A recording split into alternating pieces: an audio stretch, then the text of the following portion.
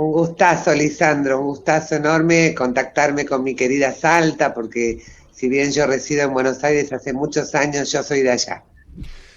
Estábamos conversando, yo estaba presentando este texto, esta presentación que vos hiciste hace muy poquito, 11 días nomás, de suicidio en adolescentes y jóvenes en la Argentina. Vos sos doctora en psicología, sos licenciada en educación, o sea, tenés una visión y un recorrido muy específico Sí, alrededor de estos temas. ¿Qué estás viendo?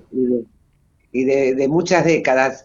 Y vengo viendo que lamentablemente el avance de estas lógicas neoliberales que van colonizando esta cultura que nos toca vivir, generan un clima sociocultural, de gran desamparo para nuestros niños, niñas y adolescentes.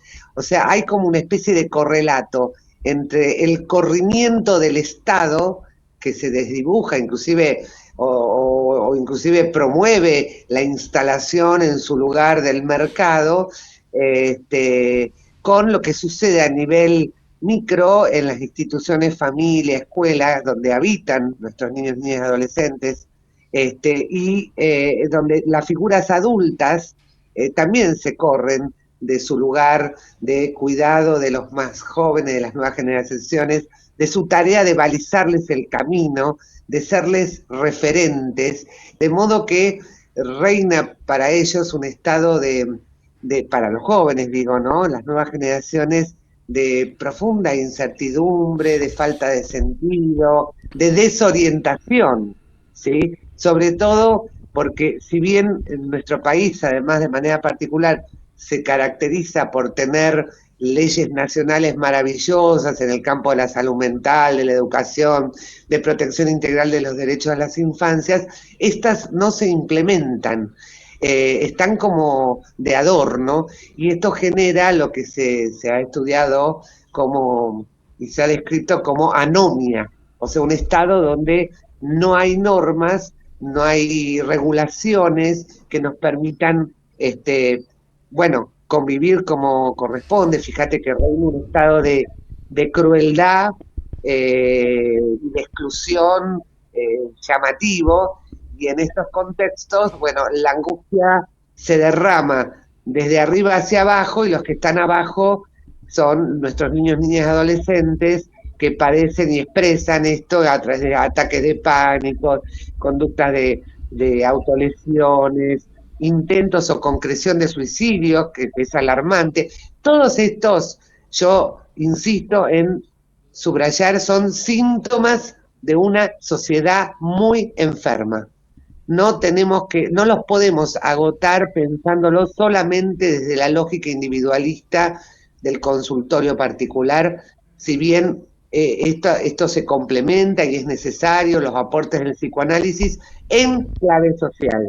No podemos descontextualizar estos fenómenos, estas consultas que llegan a los centros de salud mental bueno, de este clima social que estamos viviendo y que realmente es muy poco saludable para nuestros niños, niñas y adolescentes. Tengo una pregunta ahí. Eh, Obviamente, en la vida, en el crecimiento de las personas, cognitivo, sexual, este momento del entre niño y adulto, que es el adolescente, siempre es una de las etapas más marcadas de la vida. Crítica, sí. Críticas, si querés, perfecto. Y siempre hubo esta cuestión de, por ejemplo, de la autolesión, digo, y también mucha de la lógica que vos lo pones en una parte del texto de, si se quiere, el acting, ¿sí? Que no pasa al Sí, acto. sí. Pero lo que registramos, Exactamente. especialmente después de la pandemia, es que no hemos pasado al acto, hemos pasado a la lesión real, al aumento efectivo de los casos de fallecimientos por suicidio, y que es una de las tasas, la segunda tasa, el segundo móvil más alto de muertes entre adolescentes. ¿Qué ves? Digo, aparte del contexto, ¿ves que hay un aumento y que hay una cuestión que viene fortaleciéndose en los últimos años? Totalmente, Lisandro, totalmente.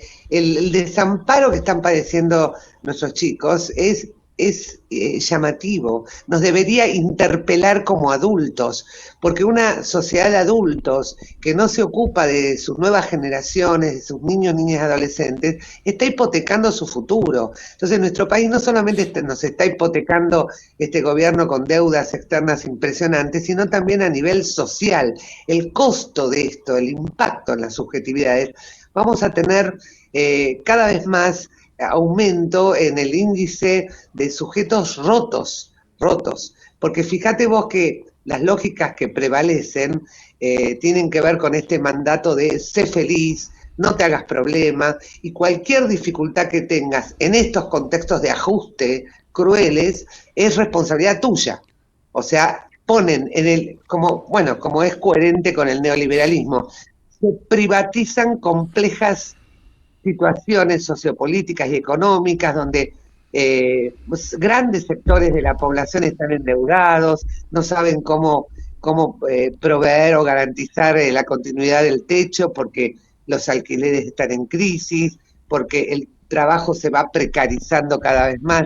En estos contextos los jóvenes no pueden contar con los adultos que a su vez están absolutamente cooptados por esta necesidad de encontrar estrategias para sobrevivir y además ven hacia adelante que no hay un futuro, un camino para avanzar, hay como una pérdida de sentido para ellos. Esto se nota, por ejemplo, en los espacios donde se trabaja con ellos en relación a la orientación vocacional, ¿no? Es como que no saben para dónde ir y esto delata, denuncia la falta de referentes.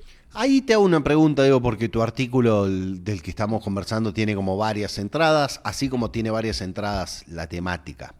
Vos decís, bueno, hay una presión sobre los adultos vinculados al contexto, pero me parece que también hay otra cuestión que vos tocás, que es los adultos elidiéndonos de la responsabilidad en el proceso que cada vez Sí, más individual del rendimiento y que el chico sí, se queda sí. en algún punto sin ancla. Sí, sí, no es casual una sociedad regida por estas lógicas neoliberales, profundiza la fragmentación social y hace foco en los individuos de manera perversa, que los termina responsabilizándolos de sus propios fracasos y invisibilizando el contexto. Yo creo que la gran parte de los adultos son víctimas también de esto. O sea, no tiendo a culpabilizarlos.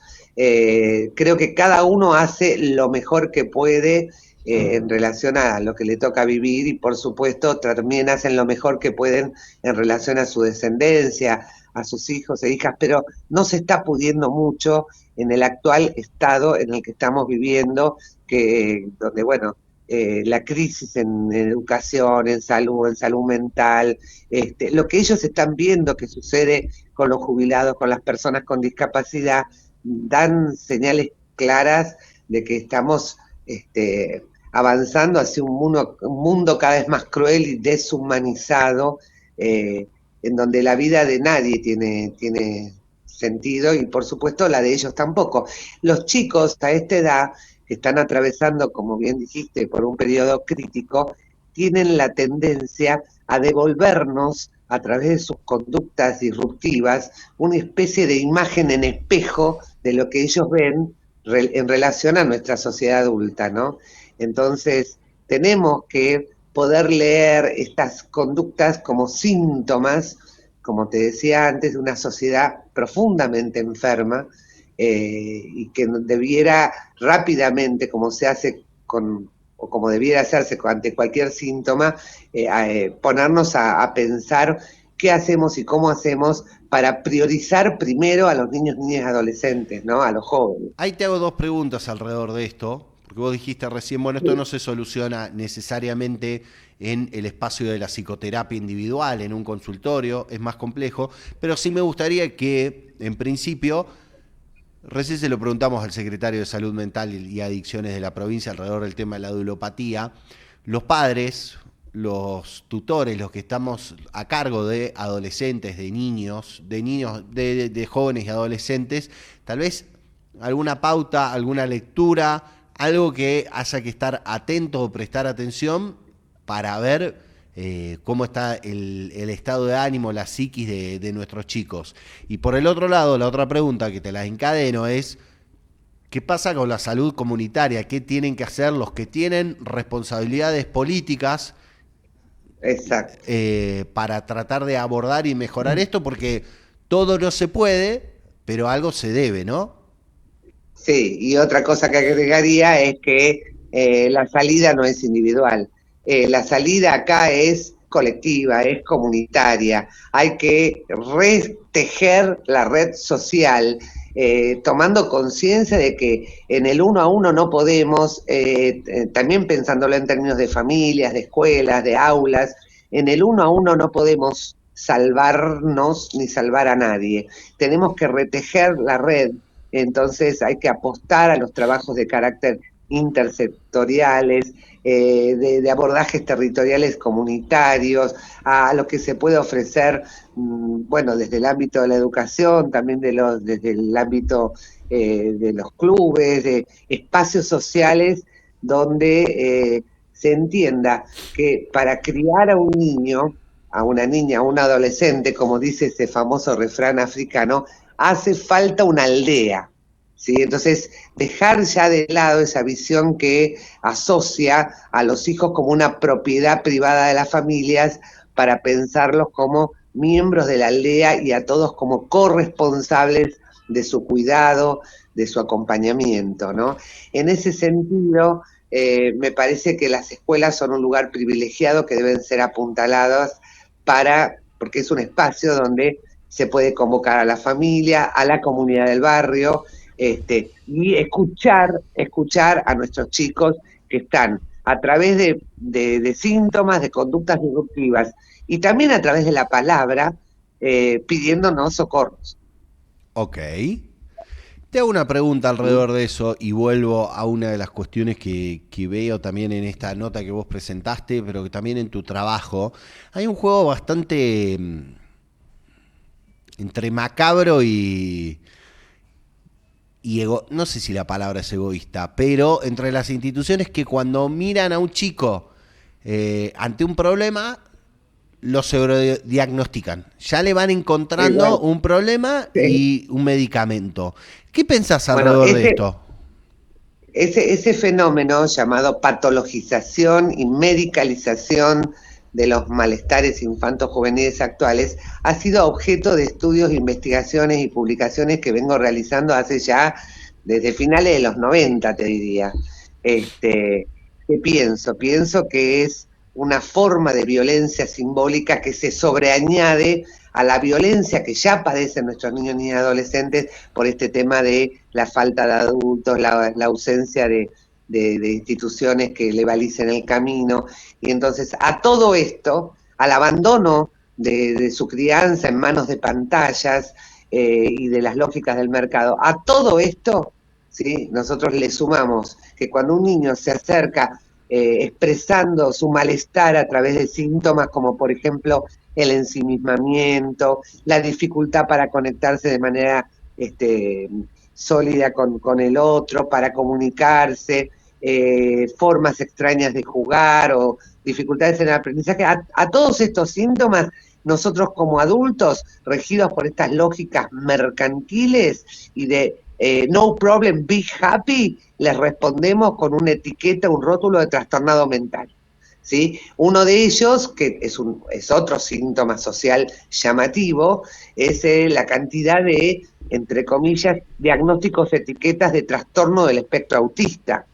Ayer a la noche estaba haciendo una entrevista para un canal streaming de Chaco, que habían tomado un dato de la provincia de Misiones de salud mental, que señalaba de que cada 10 diagnósticos en salud mental en infancia y adolescencia, 6 eran de TEA, trastorno del espectro autista. Es decir, estamos ante una epidemia de un trastorno supuestamente innato, derivado de una deficiencia neurocognitiva para la que no se presentan pruebas a ciencia cierta hasta el día de hoy, y además de origen genético, instalando la idea de cronicidad. ¿O es esto un invento, ¿sí? Una especie de bolsa de gatos a donde tendemos a depositar y mezclar a chicos que de distintas maneras nos expresan que bueno, que algo no anda bien. En lugar de preguntarnos qué es lo que no están dando bien, rápidamente los etiquetamos y con esto parece que como sociedad nos tranquilizamos, ¿no? Tanto la escuela, la familia, los trabajadores, los profesionales del campo de la salud, salud mental, diciendo, este niño tiene autismo.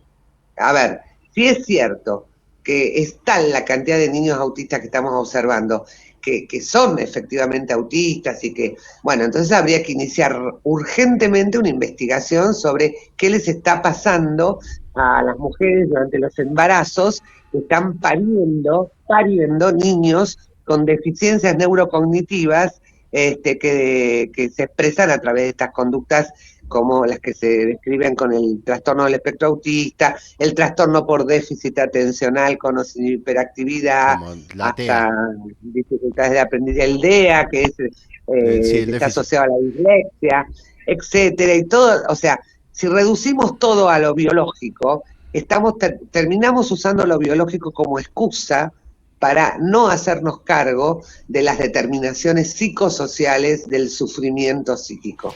Tengo una Sí, última, por lo menos de mi sí, parte. Estamos conversando con la doctora Gabriela Dueñas, doctora en psicología, licenciada en educación, psicopedagoga, alrededor de lo que pasa con los adolescentes y en los jóvenes en la Argentina. Y en el mundo, diría yo. Una de las percepciones que me da es que la sociedad contemporánea, en algún punto, cada vez niega más la posibilidad de la tristeza como un estado de lo que te puede pasar en el ser. ¿Viste? Entonces todo el tiempo es exactamente. angustia. ¿Viste? Estás triste y Por dice, no, eso estás deprimido. se Se patologiza patologiza. Ah, pero lo el quiero llevar a malestar. algo. Y de hecho, yo siempre me parece muy fuerte cuando vos ves en algunas series, en algunas plataformas, dice, esta película, este contenido tiene contenidos sensibles. Películas Sí, para adultos, o contenidos para adultos, no, sí, no para menores, contenidos sensibles. Entonces hay como una idea de que